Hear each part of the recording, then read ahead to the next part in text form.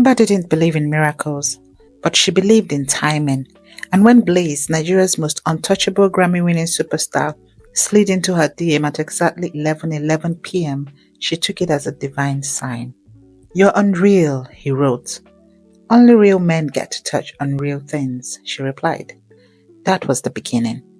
She screen recorded everything, heart racing. Amara, her roommate, jumped from the couch. "Babe, this is it. No more done for, no more poverty. Just make sure you get proof." But Amber wasn't thinking about that. She was thinking about how her mother's dialysis bill was going to be paid and how that was due again. Blaze's game was slick. He promised her luxury, whispered things about putting her in his next music video, and teased her with voice notes, some clearly sent after a few drinks. "I like a girl who knows her worth," he said. "I like a man who pays what it's worth," she teased. Then came the bombshell. "Come over tonight. A Lamborghini is yours. If you give me a night, I won't forget." She paused. "You're joking." "No jokes. I've done it before. Google if you doubt it." She Googled it. There had been rumors, models, cars, silence money. She wanted to say no, but silence doesn't pay hospital bills. Amara said, "Record everything, and don't forget, men like that only fear evidence." Amber wore her best dress, sprayed a perfume that smelled like ambition, and stepped into a tinted car that would carry her into scandal. The Lamborghini was matte black, sleek as seen, and waiting downstairs before midnight. The driver didn't speak. He just handed her a velvet pouch. Inside was a diamond-studded bracelet. "This is just a taste," Blaze's voice note followed. "Imagine what you will get after tonight." His mansion didn't disappoint, walls glowing with LED lights, a tiger sculpture in the entrance hall, and 3 men standing by like shadows. One of them scanned her with cold eyes. "Phone?" he asked. She hesitated. "Why?" "Security," he said flatly. She handed it over. Inside, Blaze greeted her wearing Versace silk and holding a glass of something golden. "You're even finer in real life." They laughed, danced, smoked imported hookah. And when things got heavy, he looked her in the eye and said, "After this, you're on a new level. I don't just buy girls cars. I change lives." And she believed him. They didn't just sleep together. They made promises, spoken, whispered, sealed in sweat and ego. But when she woke up, the bracelet was gone. So was her phone. So was he. She panicked, searched the penthouse. Nothing. Only a cleaner who said, "Oga don comot o. He fly private go Ghana this morning." Her stomach dropped. No goodbye, no car, no bracelet. Then a voice note buzzed in her head from last night. Blaze saying, "My girls like you make a man feel alive. Just don't get too comfortable." She finally got her phone back from the gate and saw a text from Amara. "I hope you're ready, because I just leaked the audio." Amber's hands trembled as she clicked on the blog post. Exclusive. Grammy artist promises Lambo for sex. Voice note leak confirms girl's claim. The comments were a bloodbath. "Now shower season be this. She not even fine like that. Car for one round. Yourself too greedy." Amber called into herself. Her world was collapsing, and she wasn't even in control of the narrative. Then she noticed something strange. Her own voice note had been edited. The clip cut out the part where she said, "Only if you promise on record," and emphasized her saying, "I'll do whatever it takes." Her heart pounded. "Amara," she called. Amara came in, fake sleep. "What?" "You edited it. I enhanced it," Amara shrugged. "You needed this to go big, right? Now you're viral." "You sold me out?" Amara's face changed. "You think I did this all for free? I've been broke while you played fine girl on Instagram. You wouldn't even be in Blaze's radar if I hadn't reposted your video last year. You owe me." Amber was speechless. Then Amara dropped the real bomb. "You're not the first girl he's done this to anyway. But the last one, she disappeared. That's why I leaked it. You needed insurance." Amber backed away. "What do you mean disappeared?" She was a model in Ghana, had receipts. Next thing, gone. Some say she took hush money, others say she didn't. That night, Amber couldn't sleep because this wasn't just about clout anymore. It was about survival. And Blaze? He still hadn't said a word. By sunrise, Amber's life was no longer hers. Her face was pasted across gossip blogs, her voice played on radio shows, her past ripped apart by online detectives who suddenly had time to dig. Old tweets, childhood photos, a 3-year-old video of her dancing at a beach party now being captioned the Lamborghini seductress before the scandal. Her phone buzzed non-stop. Some called her brave, others called her cursed, but one DM stood out. You've made a powerful enemy. There won't be a second warning. She froze. Just then, her brother called, whispering in tears. Auntie Amber, they called me in school today and asked me if you were a prostitute. Amber's knees gave way. Then another shock. Her mother's hospital room had been swarmed by reporters. The hospital issued a public statement banning press access, but the damage was done. Her mother's health declined overnight. Amber called Amara. You wanted exposure. You got it. You used me. Amara exhaled, chewing gum like nothing mattered. This is Lagos. Everybody's using everyone. Get smart. That night, a major twist dropped. A well-known ex-artist, now a born-again preacher, posted cryptic twists. I know Blaze when he was still Benji. He's done worse. That girl should run before she disappears like the others. Twitter exploded. Hashtag Blaze Predator trended alongside hashtag Justice for Amber. But Blaze finally responded with a video. He sat in his luxury car unbothered. People lie for fame. I forgive her. I won't sue. God sees all. He smiled. Amber saw the evil behind the charm. And that's when she knew she had to hit back. Not just for herself, but for every girl he left voiceless. Amber's clapback didn't come as a tweet or a video. It came as a document dump. She posted a Google Drive link on her Instagram story captioned, "If you won't believe my voice, maybe you'll believe his."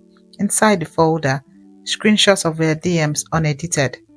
Voice notes where he mentioned other girls by name. Videos of his bodyguards handing her the diamond bracelet. One blurry but damning clip of Bliss saying, "She won't talk. I got her where I want her." Social media imploded. Some fans still defended him. It's edited. Deep fake. But others saw the truth. Too many receipts. Too much silence from his camp. Then came a twist no one saw coming. A second girl posted a video. Her name was Lovette. Soft-spoken, Ghanaian, missing for nearly a year.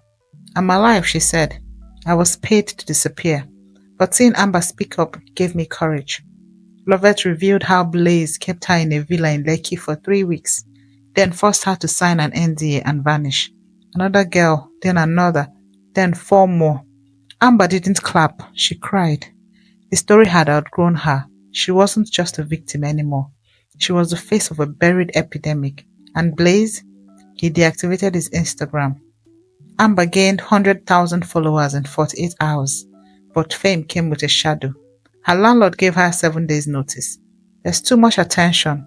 Cameras outside. Neighbors are complaining. She was doxxed. Her bank details were leaked. Strangers tried to hack her phone. Someone threw red oil on her gate. She was followed twice in one day by a white SUV with tinted windows. She called the police. They only laughed. Na celeb life be that. Her only lifeline was Ayana Justice, the award-winning journalist who had exposed corrupt senators and surviving cultists. Ayana reached out with a message. "You speak, I publish. They try to silence you, I will amplify it." They met in a hidden cafe.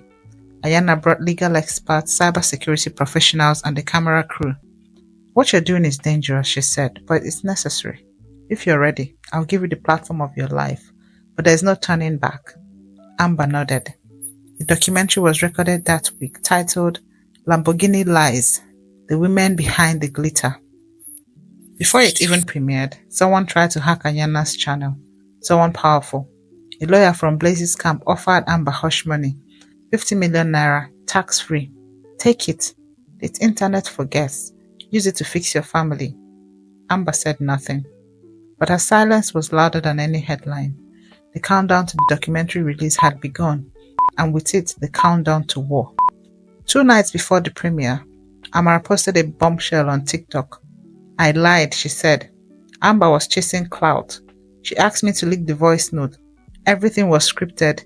The whole Lambo for sex thing, we planned it to trend. It went viral instantly. Hashtag Amber exposed trended globally. Hate messages poured in like acid rain. Brands pulled their sponsorships. Ayanna went quiet. Amber watched in horror as her entire fight dissolved in seconds. But what Amara didn't know was Amber had recorded everything. All their conversations, all the plotting Amara did behind her back, even the audio where Amara admitted, if I fake this, we'll go viral and maybe land a Netflix deal. Amber sent it to Ayanna. Within hours, Ayanna relieved a short reel. Before you crucify a woman, hear the whole tape. The full conversation played on YouTube, unfiltered, raw. Public opinion flipped again, aggressively. Amara deleted her TikTok, then her Instagram, then vanished offline. But it was too late. She had opened the door for something darker. Amber's home was vandalized, her car scratched, her brother assaulted on his way from school. The real wolves had been let loose and they were thirsty for her silence. Ayanna's documentary premiered at 8 p.m. sharp. By 8:07, it had over 50,000 views. By 8:15, the president's media aide tweeted, "The culture of silence ends now." The documentary exposed everything, not just Amber's story, but Lovett's, Anita's, Kemi's, all young women caught in the orbit of powerful men with promises dipped in honey and laced with poison. Blaze's lawyer released a one-line statement. No comment. Defamation proceedings are underway. But public pressure grew. NGOs demanded an inquiry, female senators spoke up, sponsors dropped Blaze like expired milk, and then an anonymous source leaked hotel CCTV footage from the night Amber visited Blaze's mansion. It showed Amber arriving, Blaze greeting her, and then a second woman appearing minutes later, someone no one had mentioned. She was covered in a scarf. But eagle-eyed watchers identified her as a Nollywood actress, currently married, quiet, untouchable. Twitter caught fire. The story had twisted again. Who was the second woman? What was she doing here? And why had no one said a word? Amber's story had shaken the tree, and the fruits falling were poisonous. Amber had nothing to lose. Her past was public, her pain was currency, but now she had power. She launched Drive Your Worth, a digital platform for girls to report abuse anonymously. Within 48 hours, 127 entries came in, some too horrifying to process. A law firm backed her. UN Women followed her page. Spotify offered to sponsor a podcast series based on real women's stories, but she kept it simple. No gossip, just truth. Blaze fled to Dubai. His label suspended his contract. Lovett got a TEDx talk. Anita got a scholarship. Amber, she found peace. Quiet mornings, offline days, new boundaries, and forgiveness, not for them, but for herself. One evening, Ayanna called. "We've got a letter." "From whom?" "A young girl. She said she was thinking of going to that same hotel, but your story changed her mind." Amber cried, not because of the pain, but because she finally knew she hadn't wasted her voice. She had weaponized it. 1 year later, Amber stood on a TED stage in Abuja. The title of her talk? I asked for a Lamborghini. I got a lesson. She didn't wear designer, no makeup artist, just her voice. She told her truth, not perfectly, but powerfully. And the crowd rose. After the talk, a car was waiting outside. A real Lamborghini. Keys offered to her by a female tech CEO. Amber laughed and shook her head. "I'm building something better than that," she said. "A life no man can buy or break." And she walked away. No longer haunted, no longer ashamed, just whole. Dear listeners, in a world that weaponizes shame, silence is the real prison. Truth, no matter how messy, is power. Speak, even if your voice shakes. Like, share, and subscribe for more real life inspired folk tales because sometimes the most powerful stories are the ones no one wants to tell.